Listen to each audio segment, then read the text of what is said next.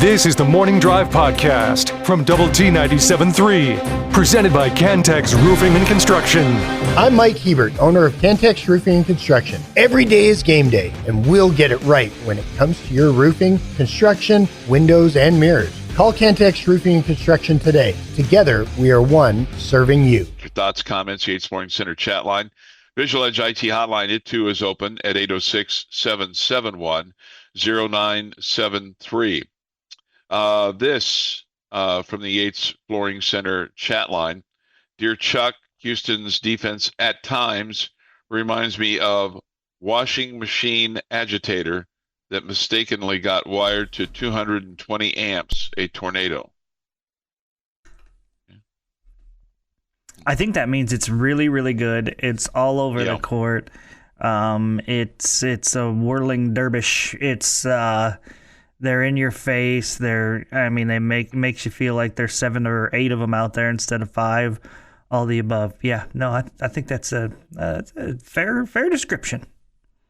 What do you think your opponents or even people that are not Tech fans, when they look at Texas Tech, what do you think they see? A really good basketball team. Yeah. Okay. Yeah. I mean, if they watched last night for the first time to see the Red Raiders, they didn't see the true team where Christian Anderson is balling out and making plays all over the place. It wasn't just Christian Anderson who was, well below his season averages or whatever. I mean, Lawan Watts had a really rough night, shooting just 1 of 9 from the floor. He had just 5 points. So, and even JT, I felt like was held in check. In my opinion, it looked like the game plan was, all right, we're not going to let those two beat us. Let's see if the supporting cast can beat us. And some guys stepped up, and then unfortunately others had. I thought Donovan was okay last night, not fantastic, but you'll definitely take that from him. 13 points, but Lawan definitely had an off night for him, and you have Christian and Lawan both having off nights together. That's probably gonna spell doom for you. And then despite all that, Toppin had a double again, and I guess we're just it's hard to expect that, but that's kind of what you expect from him every night. And it's almost like, and maybe even this, Jamie, it's what you need every night from him, right, in order to win. I don't know. You need him to be a factor in both of those things, both points and rebounds, no doubt. I thought he was really good on the defensive end last night. I mean, 5 blocks as well. I mean, he was. Yep. He was active on defense too, so you just need him to be a big factor. I can't imagine you're winning many games when JT's scoring less than 10, but if he's at 8 or 9 rebounds, I still think that's him being a big factor there. It just depends on what the rest of your team's doing. Yeah, he had 11, had 9 defensive rebounds, and then went 9 of 14 from the field last night. I mean, boy, he's just He's a terrific player, and he's worth what you're paying him. Because man, he is certainly delivering. The other thing he did last night, he shared the ball reasonably well. He had 14 assists on 23 made field goals. They had 8 on 24, and you made 5 more threes than they did. They were not very good from beyond the arc at all. They were 4 of 17, but like I said earlier, I mean, they were able to get the ball inside and score in the paint with their 28 points. So look to get a road win on Saturday when they take on Colorado, and that should be one that there's no free spaces in the Big 12, but that's certainly one that you feel like that you should be able to get when it's all said and done. They're definitely better than last year, it looks like, though. Yeah. I mean, and as you say, you're allowed to improve, right? You're allowed to improve. And you may not care anything about this, but did the firing of John Harbaugh at Baltimore surprise you? It really did. I don't know the inner workings there. If there's drama, or there's, if Lamar doesn't like him, or if they feel like there's separation between him and the GM. I'm not really sure, but I think Harbaugh's been a great coach. Well, you'll have no shortage of opportunities. Apparently, 7 teams have already called with some interest, and there's 6 openings besides the Ravens. So that means there's a head coach out there whose owner says, "Well, if we could get John Harbaugh, then we would have him as our head coach." So there's a coach and a staff out there that's like, Man. Is it me? Is it me you're looking to replace? Just about any team in the league, I think, would be thrilled to end up with him as their head coach. And I think the other thing, maybe it was just one of those deals where they just needed a new voice, and maybe they just felt like we've gone about as far as we can go, and they just said, okay, well, it's time for a change. You need a change, and we need a change, and you're not a bad person, and you won a lot of games for us, and you helped our team win a Super Bowl, and we need somebody else to come in there and be a part of that. So I'm sure you'll hear things like he lost the locker room, or he got into. I just think it was one of those deals where he'd been there 18 years. I mean, that's an eternity in the NFL, an eternity.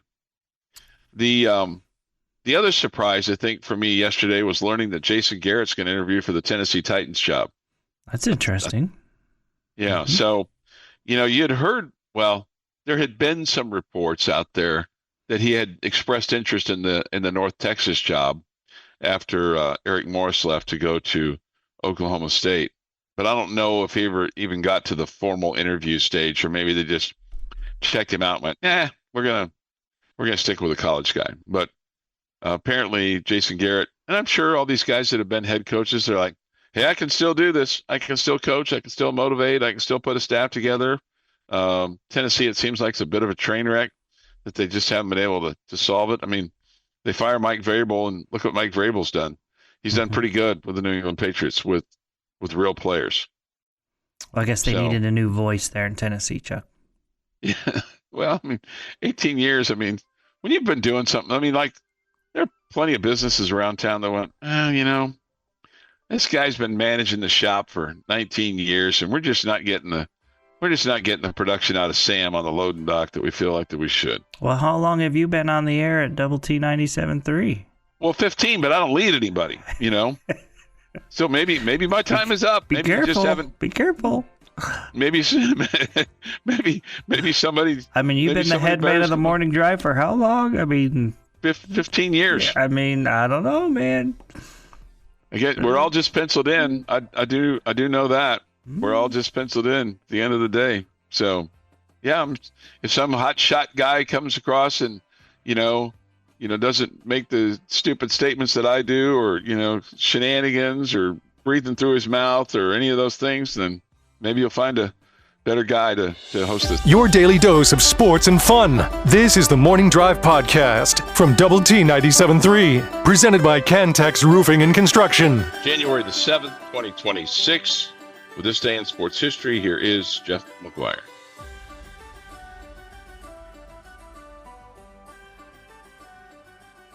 Educated octopus would come in very handy on days like today.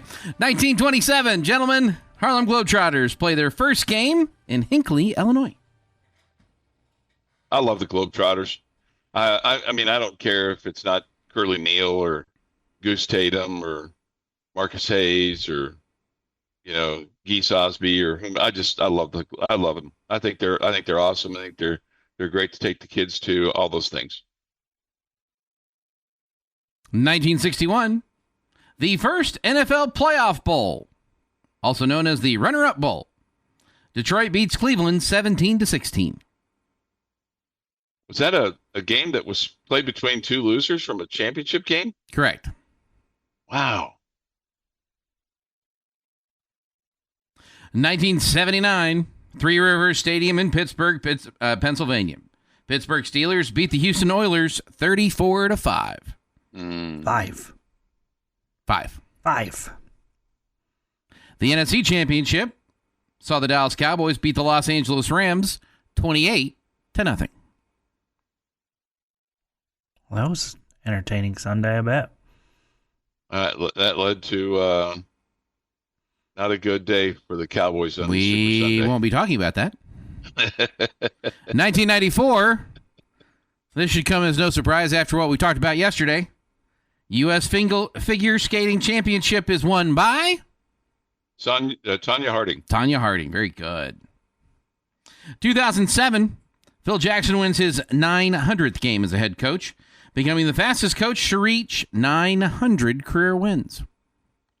Jamie, are you surprised? He's just like faded off into nothing. It's like, is he even still alive, or is he just out living in the woods somewhere, smoking dope and reading books? That's my assumption, and Yeah. that's what I expected. Yeah. That surprise you? That Phil Jackson is not like on the sidelines calling games or something? No, that's a dude that wanted to get away from it all. I mean, for all I know, he might be here in Morgantown, coming down from the hills to, get an occasional book, at the store or something. I'm just gonna tell you. I mean, when it's all said and done for me here, I might be his neighbor. You might be his neighbor. Yeah. Like 30 miles away. I mean, I'm probably not going to be smoking dope with him, but Okay. I mean, I'm going to disappear into the hills or the woods somewhere. Really?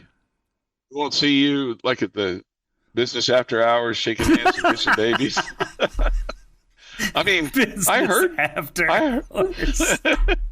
heard your discussion there at the Orange Bowl. I mean, you were meeting and greeting with the best of them. I got to tell you, I was really jealous when I heard that was going on and all those people were there. I was like, oh my God, that really just made me jelly. Well, we'll get you some peanut butter, make a sandwich out of you yet, Chuck.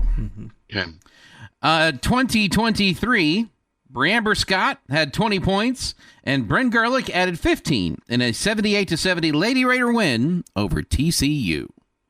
I think today is her birthday. Bree Scott. Don't know. I don't have it. No clue. It is National Tempura Day, a Japanese dish that is usually consisting of seafood and vegetables that have been coated in a thin batter and deep fried. I'm in. I'm out. Sounds like Jamie? something Jeff and Clint Scott would love. I'm Yeah. in. Yes. Yeah. Happy birthday Yeah, to Lamar Jackson, who's 29. Jeremy Renner is 55. Nicolas Cage, 62. Doug E. Doug is 56. Kenny Loggins, 78. Lewis Hamilton, 41. Katie Couric, 69. John Lester, 42. Alfonso Soriano is 50. Eric Gagne is 50. And Ron Rivera is 64. Yes. Does that surprise you that Lamar Jackson's only 29 years old? Yeah, maybe a little bit. Who is Doug E. Doug? Yeah, I don't know. Did you watch who he Cool is. Runnings? Yes. He's the brakeman For the Jamaicans, huh? for the Jamaican bobsled team. He was also the driver before the driver, but then he became the brakeman. You knew this. Yes. He's also a performer. He's done some TV shows and stuff. Okay. I mean, he's our 1%er, Jamie. He's the one who had the egg. He knows everything. I don't. I mean, But Cool Runnings is an awesome movie. If you were on a cruise ship and the pirates took over and put a sword at your throat and said, if you can answer this question, I'll let you leave with the most beautiful girl. You get one phone call. Right. You get one phone call. Because the from me. pirates don't want the most beautiful girl on the boat. I'm going to call Jeff and say, I'm going to stake my life on you here. Okay. Answer this question. Yeah. That's a good one. And on this day in 1785. I think our friend Rob Snyder or our other friend Mark Finkner would also be good guys. Oh, to Finger's call. very good at that kind of stuff. Yeah. If you need to know a date and a time and a day of the week, what the weather was like in 1986, he's got it. It's walking around knowledge.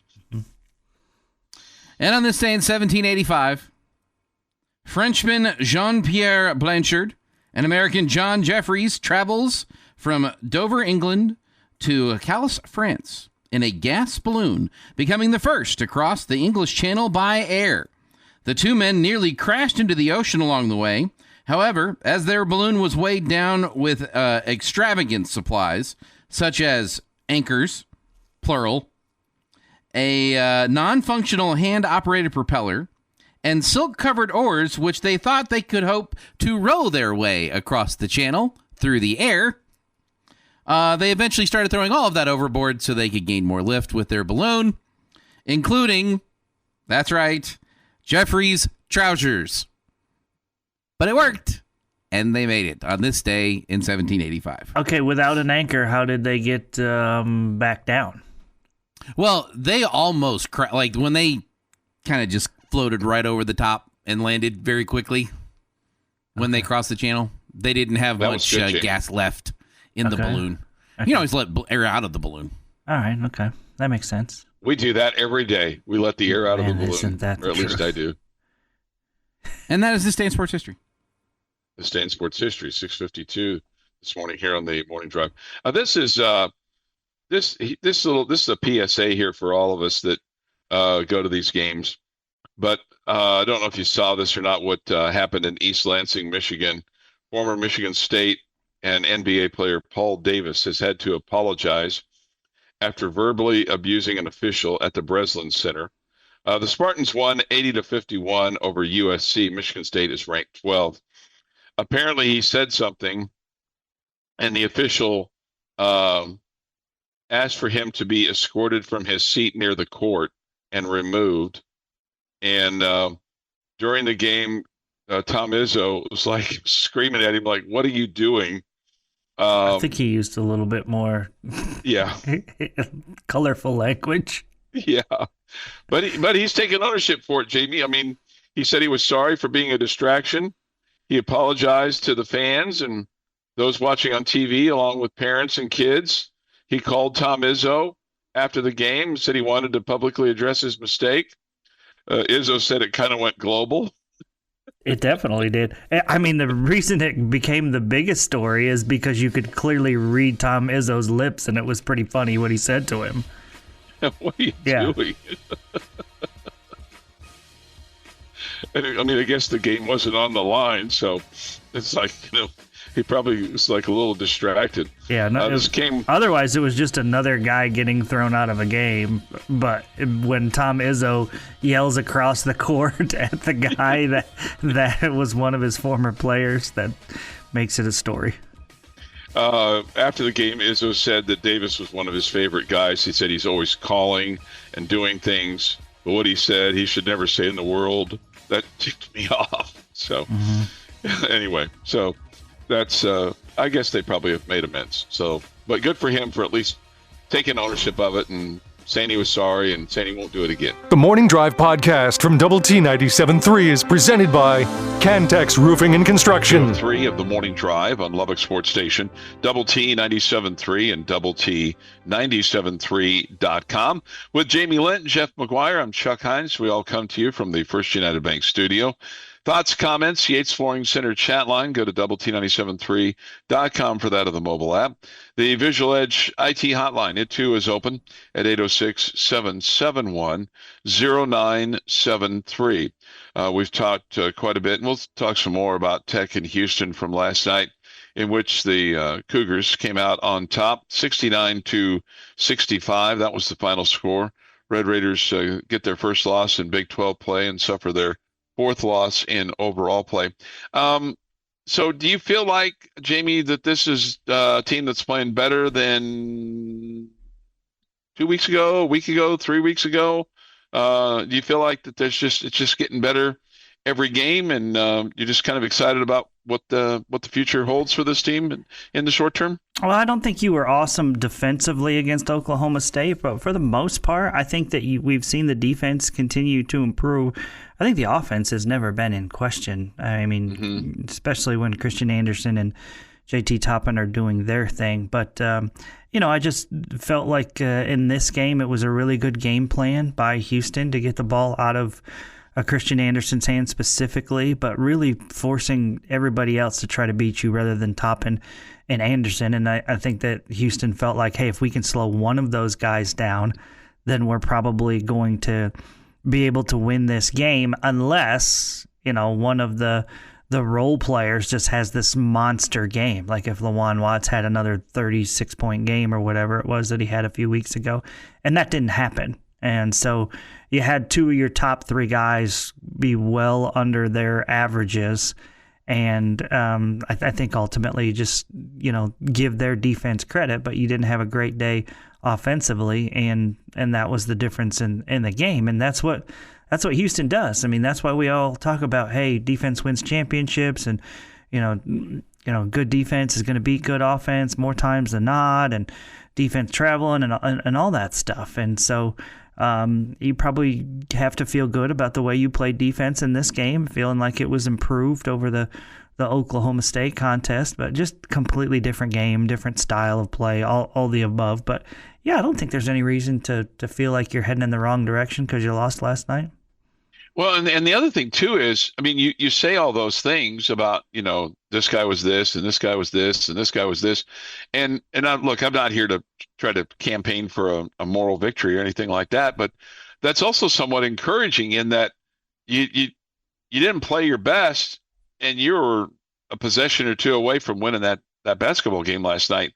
And, if you'd kind of made a couple shots here or defended a little bit better here down the stretch, you could have won that ball game with Christian Anderson scoring only 7 points. Yeah, no doubt. You could have. So, I mean, sometimes you play those games, you're like, oh, man, you played the best that you could play, and you still come up short, and you're like, well, that's about as good as we can do. But then last night, you're like, man, there's plenty of room for improvement. And it's like, you feel like, okay, well, we can win this. We can win this game the next time you play them if you have to play them again or whatever.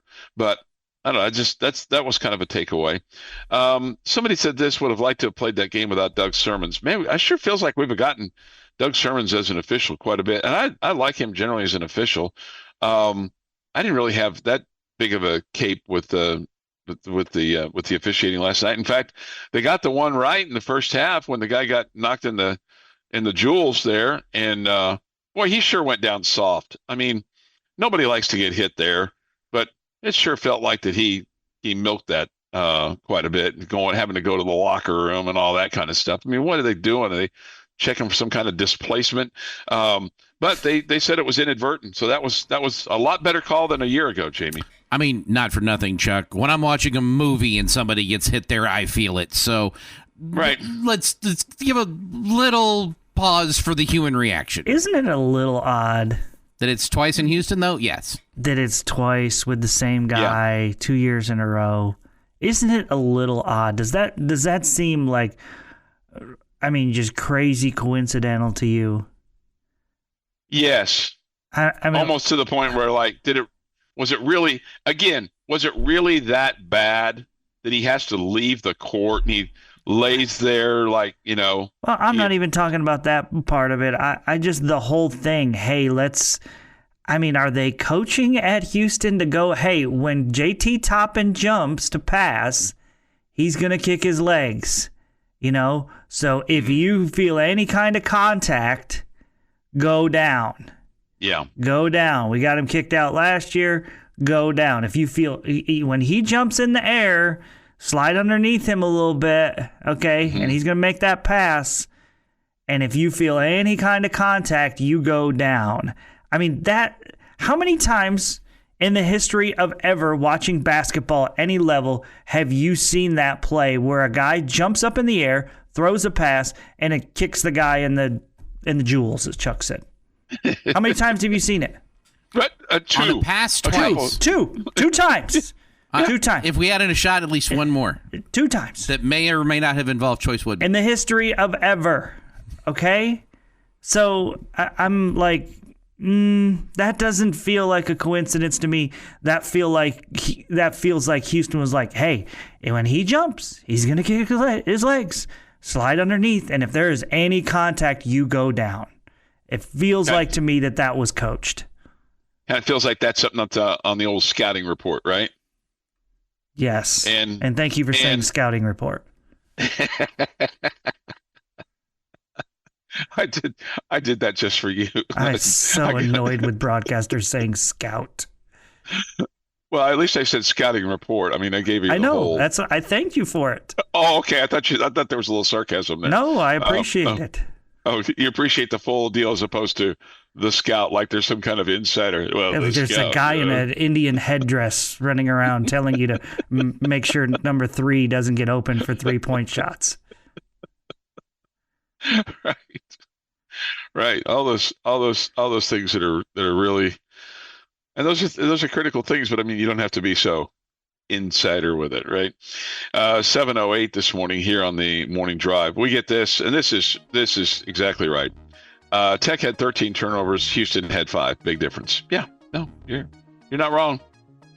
You are not wrong. That's just kind of the way it is, and they had 13 points off turnovers and you had 4, and it was actually 14-6. But anyway, I understand your point. So 7:09 this morning. We'll talk some football next as the Red Raiders are heavy into the portal season, handing out checks like Ed McMahon used to do. This is the Morning Drive Podcast from Double T 97.3, presented by Cantex Roofing and Construction.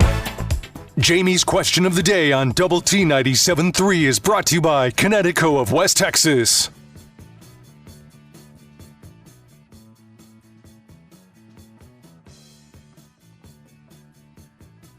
All right, guys. Today we're going NFL in honor of John Harbaugh being released of his duties today, or yesterday, I should say.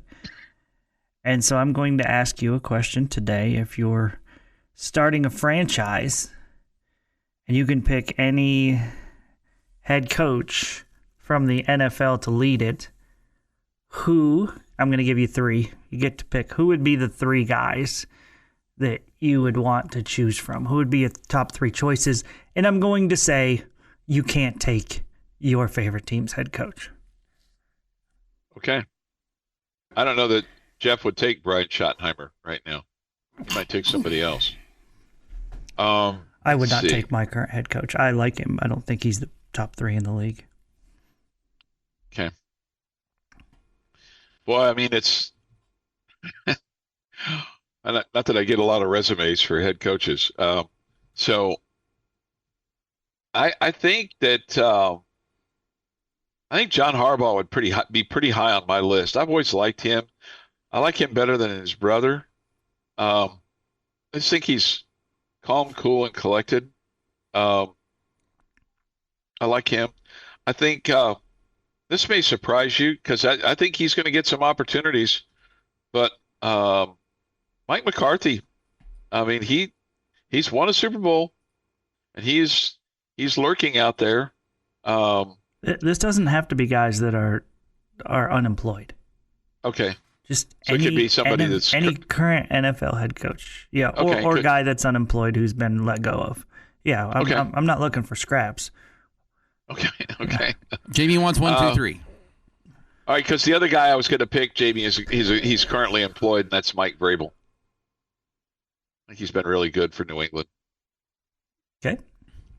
All 3 of mine are currently employed. All 3 of them are probably very safe with their respective jobs. Number 1, Andy Reid. This is number 1 with a very vast distance to number 2. I absolutely think he is the best coach in the NFL, and I wouldn't pick Andy Reid just because I think he's got a couple of years left. And I'm with Jamie. He's also the best at building coaches underneath him to be head coaches. I mean, his tree is gigantic. It rivals the Mike Leach tree.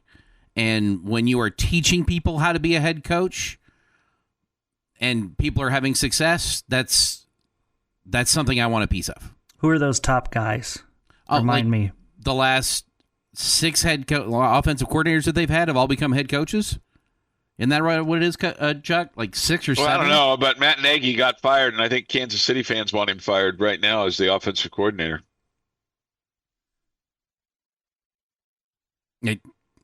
Number 2, Sean Payton. I still think he's a great coach. That's a good one. He's not had the success in Denver that they were expecting him to have when they. What are you talking about?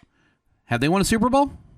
Not yet, but I mean, he's on the verge, man. I mean, they just ended a 7-year run by the Chiefs as the division champs. It's taken him a couple of years to get his team in place. I think he's been an overwhelming success in Denver. I would. Well, he hasn't been an overwhelming success so far, but it clearly looks like it's heading in the right direction. Right. It's taken. You can't take over a franchise like he did and just expect the next year you're going to be a Super Bowl contender. But I mean, they're the favorite in the AFC. They're the team with the bye in the AFC. So I mean, he's clearly heading in the right direction. He's having a really good year this year. It's taken a while to get here. Well, a lot of that is how good the AFC has been as well, and how good his division is. How long has he even been at Denver? Is this his third year?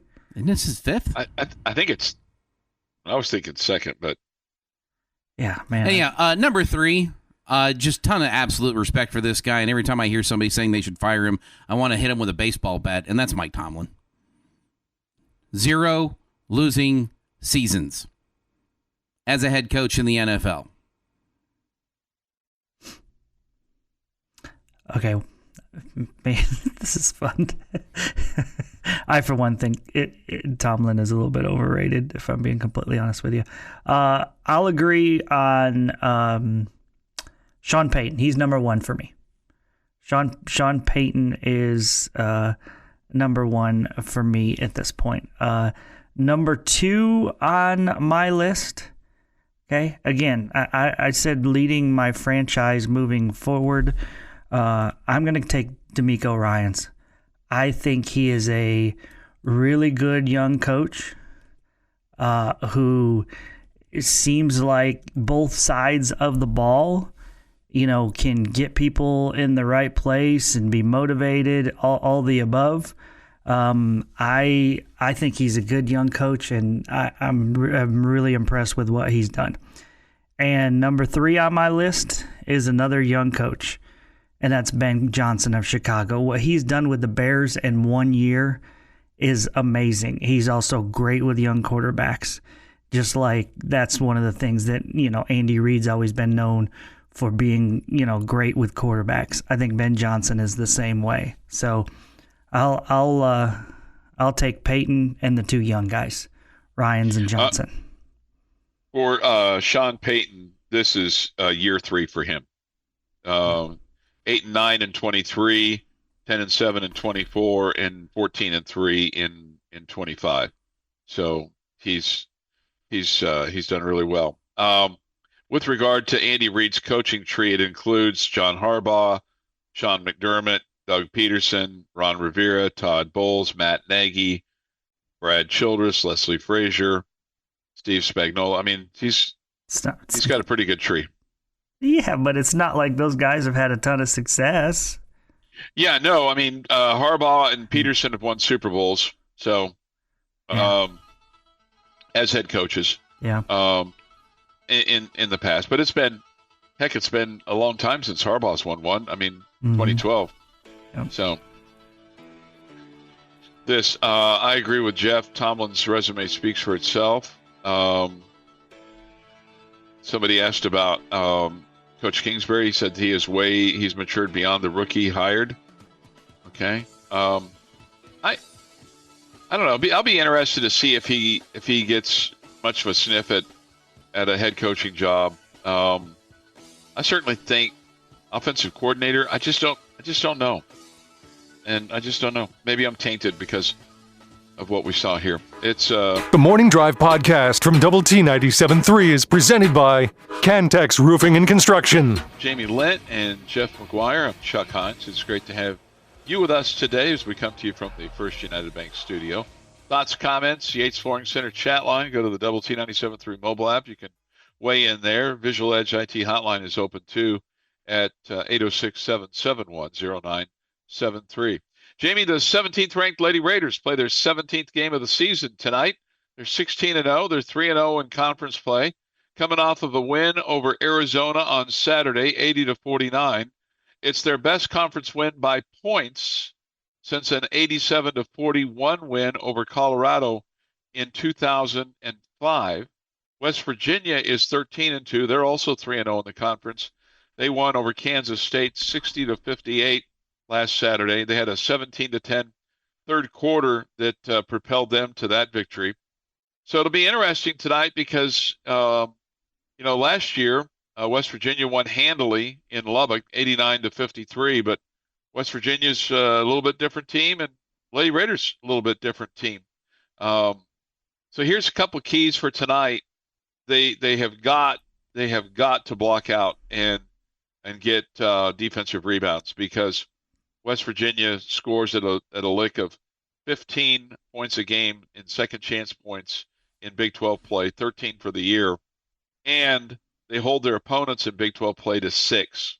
Okay, so that's one big advantage that they have, and then their pressure defense, they just force teams to turn the ball over.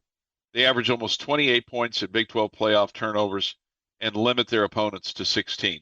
So taking care of the basketball is going to be really critical, and rebounding is going to be really, really critical. And obviously you got to make shots. But, Coach Gerlich said yesterday, Jamie, that she feels like that her team, that she's got 5 players when they put them on the floor, the starting 5 at least, and maybe even some of the reserves, that they can score.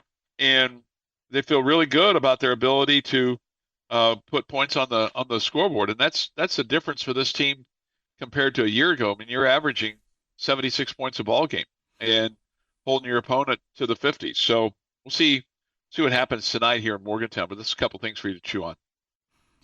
Yeah, it seems like last year we would see, it felt like at least once a game you'd have a single-digit quarter. You haven't had many of those, if any of those, that I can remember all season long. Definitely a much better offensive unit. The other thing about West Virginia is they are 4th in the nation in free throw attempts. Okay? And they are 4th in the country in free throws made. So you got to defend without fouling, and that has been something that they've been working on, but I mean it still has some work to go. So that's something you want to be cognizant of. Gia Cook, one of their players, is 7th in the country in free throws attempted as an individual, and 6th in the country for free throws made. So that's something to consider. But I think the problems that West Virginia will look at tonight is like, okay, defending Jalen Bristow and defending Danae Fritz, who, man, she has just been on a tear defensively against the top players that they've faced. Just doing a great job of that. And then the point guard Hema Nunez, who in her last outing had 8 assists and 8 rebounds and no points, so almost a double-double.